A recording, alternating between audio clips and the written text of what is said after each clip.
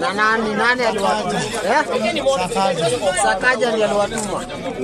have never and will never sponsor violence of any kind. Who should Kenyans trust? Governor Johnson Sakaja or the battalion of wooden baton-wielding thugs who turned last week's peaceful protest into a horror?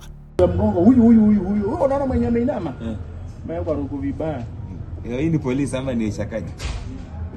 Ni kama ni Sakaja. Hii ni angalia amenunua. Angalia amenunuliwa hawa. Kuna jamaa ameangaliwa rungu ya mgongo mbaya. Ana anataka kupiga press. You see, in the court of public opinion, Sakaja stands accused, not by the judiciary, but by video clips, testimonies, and an entire street choir of goons who, after unleashing chaos on demonstrators, had the nerve to march to City Hall singing his praises. Sakaja! Tumelinda jiji! Na tuwaogopi wakuje sasa! Wakuje sasa! Igwe siku zote! Mbwekse tuko hapo! Sakaja mbwekse! Siku zote! To the governor of Nairobi, Johnson Sakaja, your actions today do not make you strong. Hurting others does not give you power. It reveals your weakness. It reveals your fear.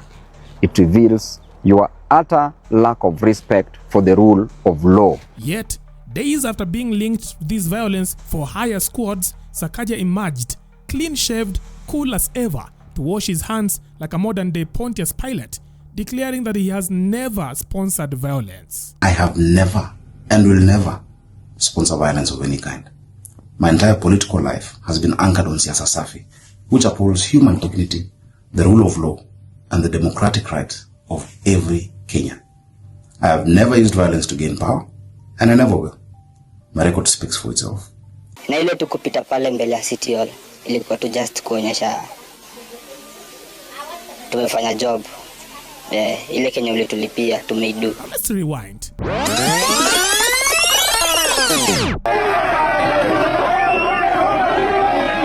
During the recent anti-government protest, a swarm of men, many in plain clothes, some wielding crude weapons, others seemingly hopped up on adrenaline and sugarcane juice, descended upon peaceful demonstrators. Eyewitnesses say they weren't just attacking, they were looting, stabbing, and robbing with military precision.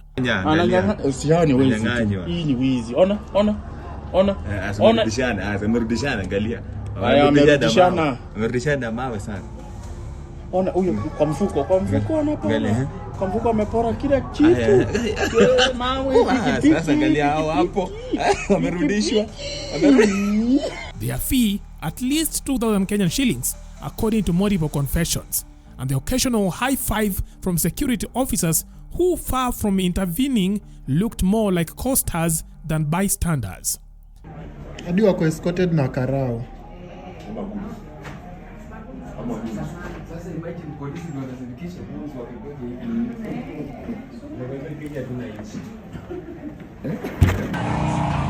This one is media. Imagine. This country, how will it survive surely? Kama wanafanyia media hivi napigwa, imagine. Kamera wamepasua lens moja, hiyo ingine kubwa. Now here's the irony. Just days before the chaos, a video surfaced showing Sakaja vowing to protect the city from protesters. He didn't say how, but his associates in that same meeting can be heard floating the idea of hiring youths to do the dirty work. Last week walinipata unawares. Warudi tena. Wajaribu tena. We will protect the city, the capital city. Wasijaribu. Yani, si wanasema kuna siku wanakuja. Wajaribu kukusa mali ya mtu yoyote. Sasa Sakaja, wewe unapenda sheria. Wewe umekuja hapa. Sisi tunakutuma kwamba Nairobi ibaki salama.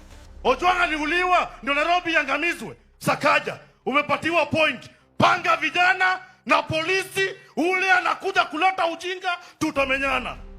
Wakale ya mwisho, wakale, mnanisikia vizuri? Mimi nakuambia kama Raila angekuwa rais, alafu watu wanaleta nyenyenye, ni makofi. Nyinyi mnaleta mchezo. Huyu kijana ni wenyu. If you cannot protect William Ruto, shauri yenu. And on the protest day, young men on motorbikes armed with clubs, hangers, and crude weapons emerged from nowhere and tore into protesters with chilling coordination. The mission was clear: instill fear, inflict injury, and fracture a movement. Ona. Msichana si Ona. Wananyang'anya simu. Naona hapo wananyang'anya simu imeenda. Kwa mfuko. Angalia amechukua simu. Huyu ni mwanaume mwanamke? Mwanaume anapigwa. Jesus.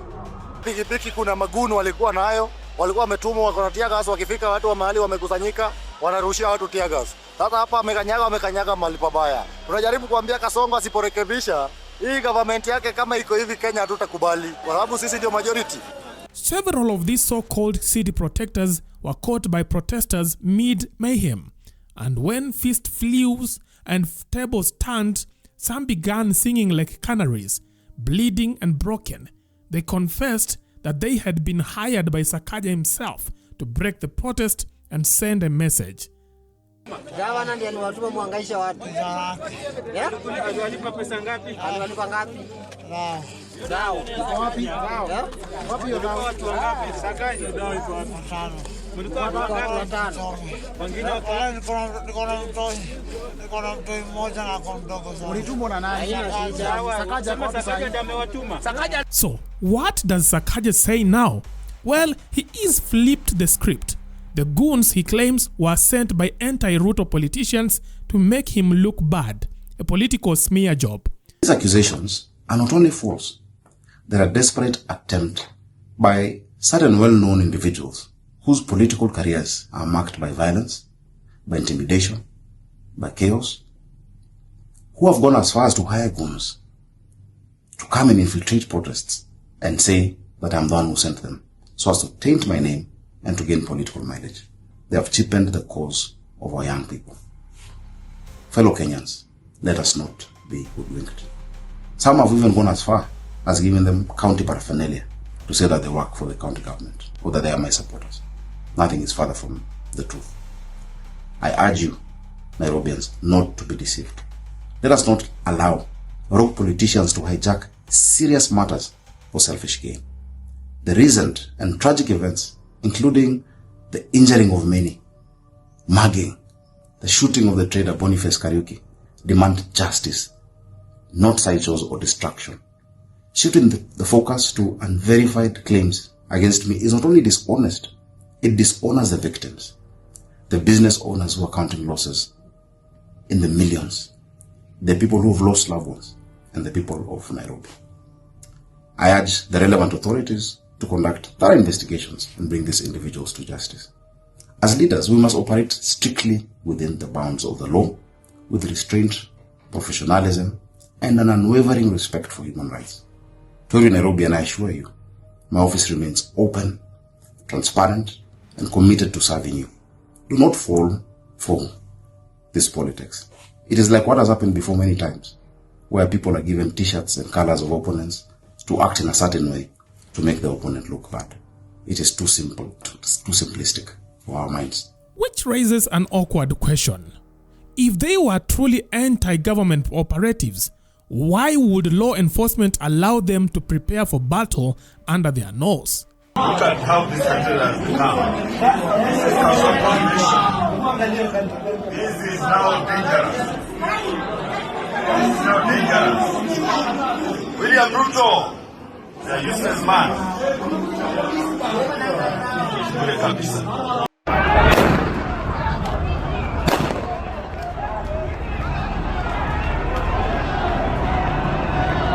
Then there is the small matter of chance. The goons, while swinging their crude weapons and looting protesters, were captured cheering both Sakaja and President Ruto.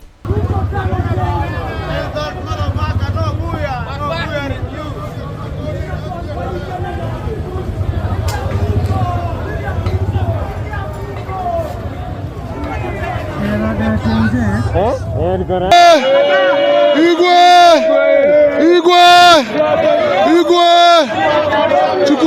Siku zote! Igwe! Gavana Igwe! Sakaja, tumelinda jiji na tuwaogopi wakuja sasa, wakuje sasa. Na ile tukupita pale mbele ya City Hall ilikuwa tu just kuonyesha tumefanya job. Ile Kenya ule tulipia tumeidu. Ndio tumeidu, lakini tumeidu though bado tuja receive. Lakini tumeidu. Tuja receive do. Na mpaka saizi umepata pesa? Sijapata. And finally, perhaps most damning of all, the footage showing these goons patrolling alongside police, not chased, not arrested, but moving in rhythm with the law enforcers. So again we ask, who should Kenyans trust? Now the governor who swears innocent but has yet to explain why his name was chanted by violent goons, or the men with knives and pangas who between bloodshed and looting claimed to be just following orders from Sakaja? Who do you trust? Leave your thoughts in our comment section. That is it for now. Thanks for watching. Let's be next time. Bye-bye.